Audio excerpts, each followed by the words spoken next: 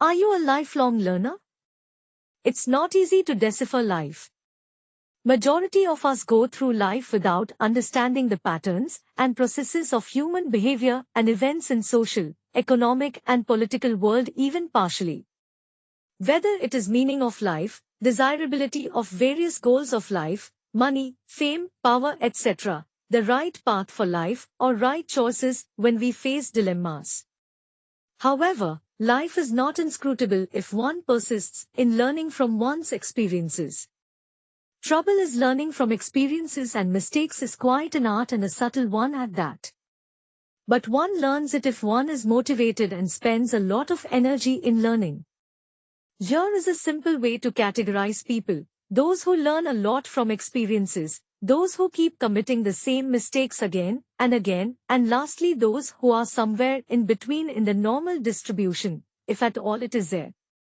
Vast majority is not learning from experiences because it is tough. The subtle behavioral processes and choices made by people are such that people choose to be in their comfort zone, while learning requires pushing one's boundaries and getting out of comfort zone.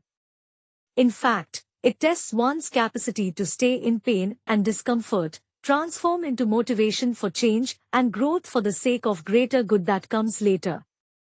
The sacrifice of comfort now is of course compensated by greater good later. That is the principle or law of human processes.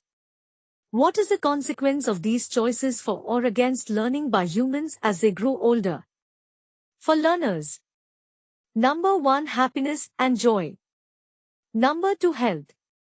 Number 3, warm and loving relationships across family, social and professional circles, reward of intimacy. Number 4, creative satisfaction of contributing to society and maybe professional success. Number 5, wealth, shubh labh and not ill-gotten wealth. Number 6, compassionate attitude. Number 7, sense of well-being and peace. Number 8, values of authenticity, sensitivity, self-discipline and responsibility. Number 9, confidence, warmth, love and sense of humor in personality.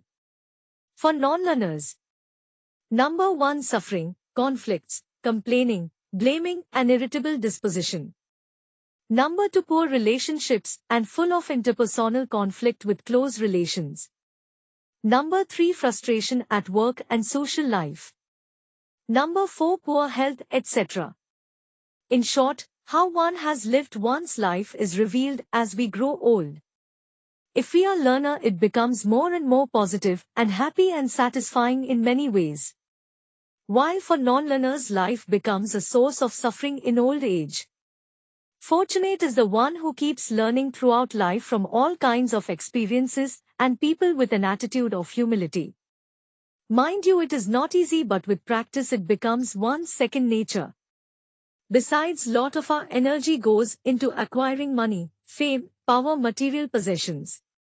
If only we dehypnotize ourselves from this social conditioning, we will have lot more energy for learning and growing as a person. Since peace of mind and well-being and happiness is not visible and concrete, we associate success with material things that are visible and spend energy in their pursuits.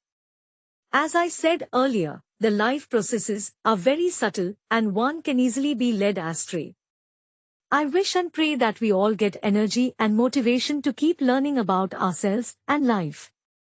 This is catalyzed by staying in contact with people who are lifelong learners and being inspired by them. Have good role models, it helps. In Indian tradition, we had saints and sages who are great learners and role models for us.